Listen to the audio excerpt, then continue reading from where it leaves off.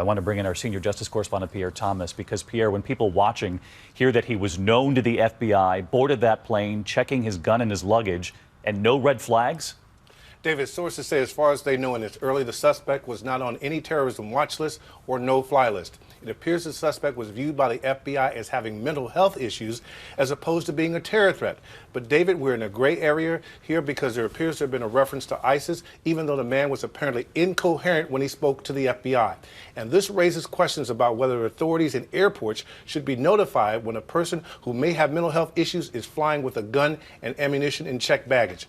David, has another gap in the system been exposed? Yeah, many more questions on this front, Pierre, are thanks to you. And you heard Pierre report the shooter checked his weapon in perfectly legal before his flight and his packed ammunition.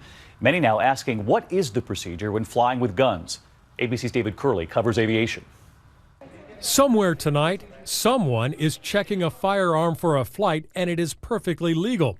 While the TSA confiscates hundreds of weapons at checkpoints in carry-ons, a gun owner who follows the rules can travel with a weapon as checked baggage, which Esteban Santiago apparently did. And the right way is you take your firearm and you pack it at home. TSA requires that the weapon is unloaded. It has to be packed in a hard case, plastic, wood, or metal that must be locked. And then when you go to check in for your flight, you've got to check in at the counter and declare that you have the firearm. But it's not just the unloaded weapon that's allowed in that case. Ammunition magazines and a small amount of small arms ammunition, which is boxed, can also be carried.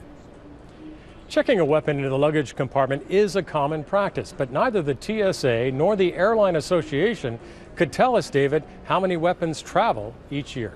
David Curley on this. Our thanks to you.